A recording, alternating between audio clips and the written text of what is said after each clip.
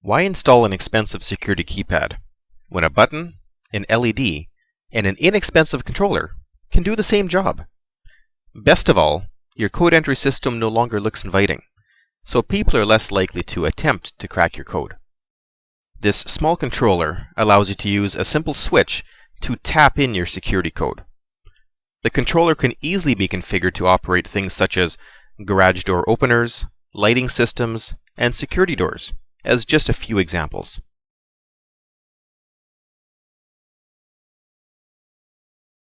This is the button code board. I'll just go through what all these different terminal blocks are about. So the first one here is positive and negative power input. That just basically runs the board. Then we have a C for common, normally closed and normally open, and that's basically direct connections to this onboard relay. And after that we have BTN positive and BTN negative. That's button positive, button negative. Now of course the actual button gets connected here. There's no polarity to that. However, the LED is polarity sensitive, so the anode and cathode, anode going to positive, cathode going to negative of the LED would be connected there. So negative is the short lead, or the flat spots on the LED would get connected onto there. So the other important thing on this board is the program jumper. So that's right over here. So this little jumper pin, little jumper plug I should say, comes out and plugs onto these pins. So when it's plugged across it and system power is applied, the system will be in program mode. If it's not shorting out these pins and power is applied, it's in standard running mode. And you can just conveniently leave it in place, just hanging off of one pin, so you don't lose the program jumper, and this will nicely operate in standard run mode.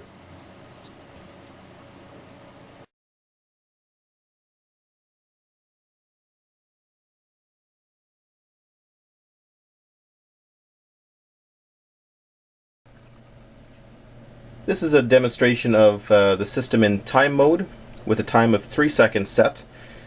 The meter here is in continuity mode. The leads are basically hooked up to the system. This one is in the common terminal. This red one is in the normally open terminal. If I short those leads together,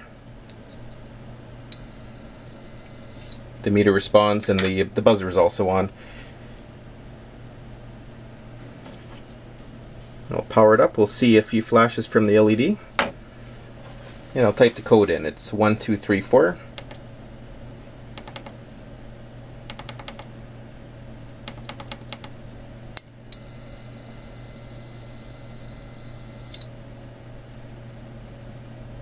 And I'll type the wrong code in.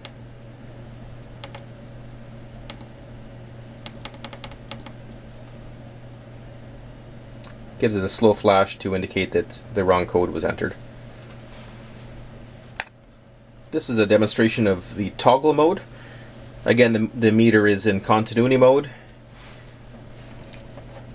I'll power up here and I'll type the code in.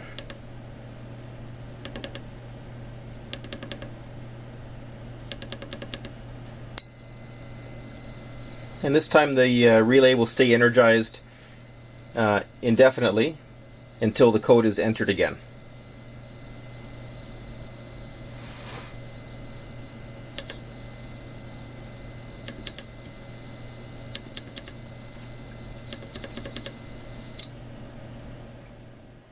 Next we're going to be going over some of the programming options.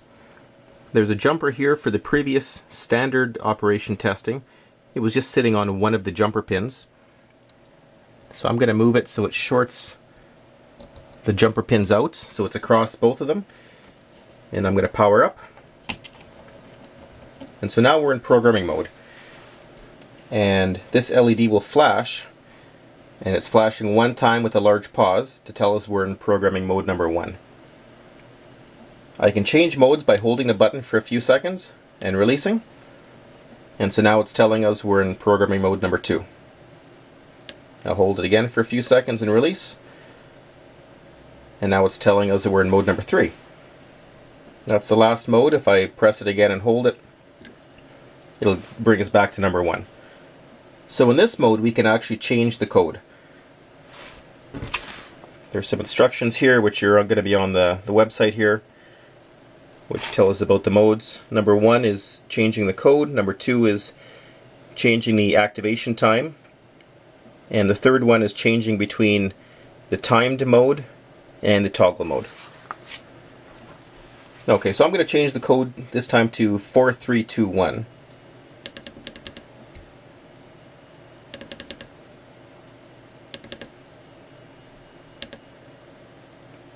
And it gives us a few fast flashes there just to indicate that it accepted it.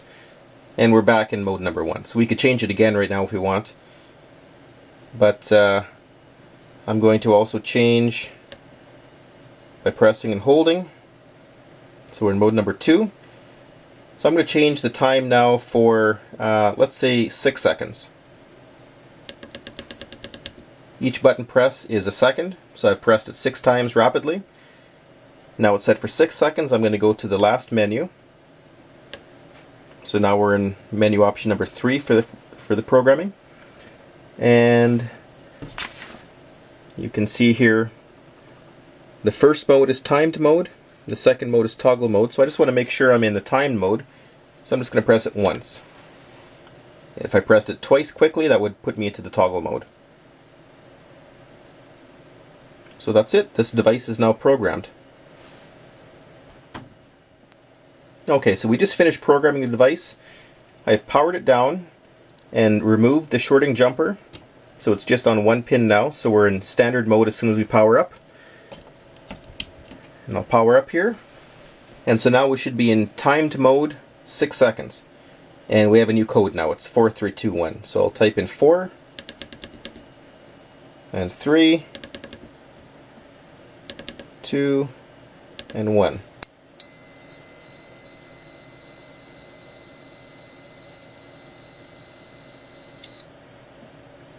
And that was 6 seconds.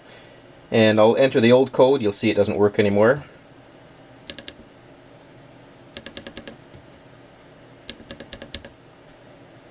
So that gives us a slow flash to tell us that 1, 2, 3, 4 is no longer valid. So since the button code module is essentially just looking for closing contacts to activate it, we can hook it up to anything, such as this old phone. I've already taken some of the screws off the bottom here so it will come apart easily. But when you dial, this system is essentially just closing a contact many times. I've taken 2 wires into here that's connected to the system. There's an LED that's mounted right there, and that location is basically directly under this clear plastic. So this actually flashes when it's in use. The hang-up receiver, there's a switch right here, and that switch is basically when it's in the up position. So that basically means that this handset is off. It enables these numbers to actually go through to the system. So when this is actually depressed, you can dial all you want. The system isn't going to see it. And on the back, it's very simple. There's a contact right here that pulses with this little wheel whenever you turn it. Let me zoom in here so you can get a better look at it.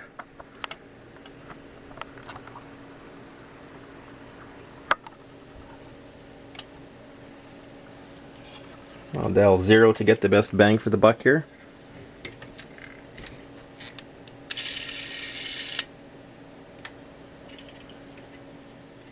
Okay, the phone's been put back together again.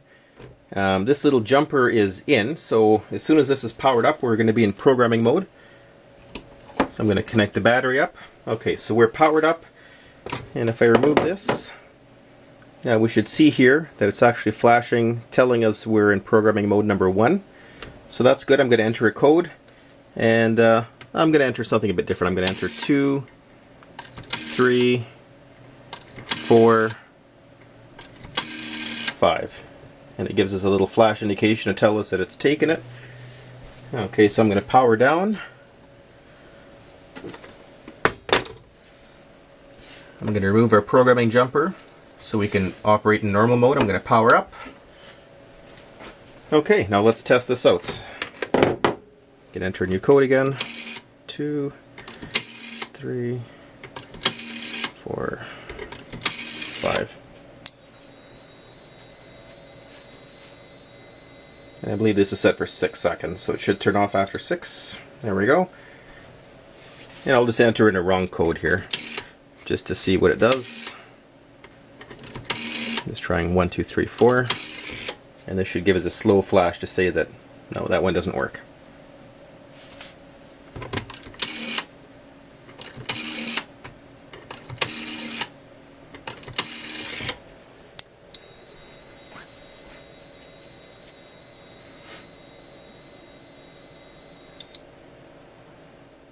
Just one thing we want to clarify about using a rotary phone.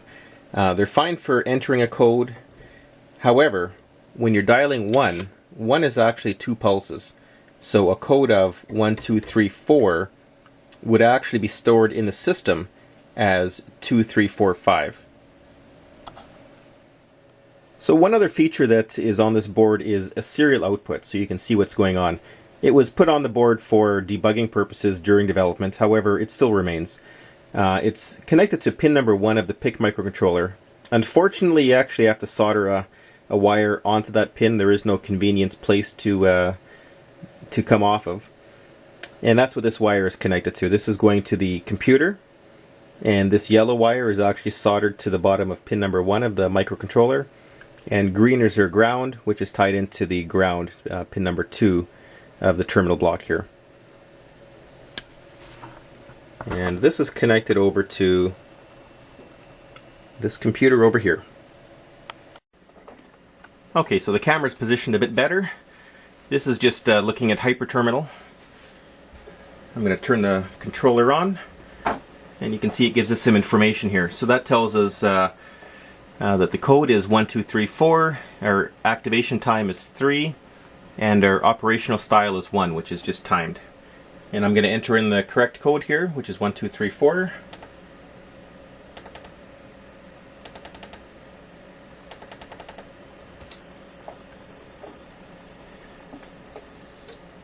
And it shows us when our relay is activated, deactivated.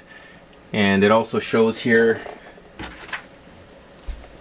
our button presses. So this is a button depress, and this is a button release. So you can see that, you know, for 1 it was just depressed and released, and obviously for 2, depressed, released.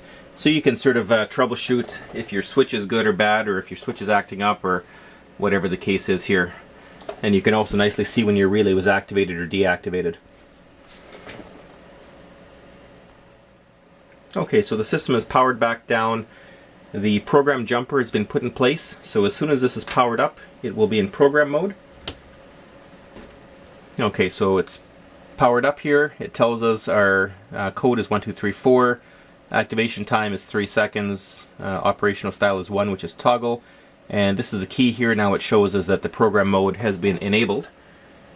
And if I press and hold the button, it'll cycle through. So now it's flashing on the LED that you can't see. It's flashing 2 pulses to tell me I'm in mode number 2, as well as on the screen here it tells us. I'll press and hold it again. It goes to mode number 3. I'll press and hold again, and that takes us back to mode number 1. And so mode number 1 is where you would set your time. So I'm going to go ahead and do that, and your code. And so right now the code is 1, 2, 3, 4. I'm just going to reverse that and program it as 4, 3, 2, 1.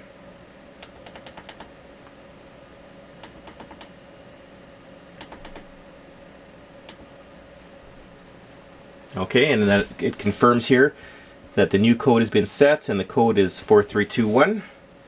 And so let's say if I want to change it to toggle mode, I'll press and hold, I'll go into mode number 2, and mode number 2 is for setting the time. So let's say I want to set the time for 6 seconds. So that's 6 seconds, and it tells us here the activation time is 6, operational style is 1, So now I want to change that over to toggle mode. I don't care about the 6 seconds, I just want it to toggle. I'll press and hold to go into number 3, and I'll do 2 taps for toggle mode. And so our operational style is 2. If I want to go back to number 1, I'll just tap it 1 time. We're back to number 1. For more information, please go to alanparek.com.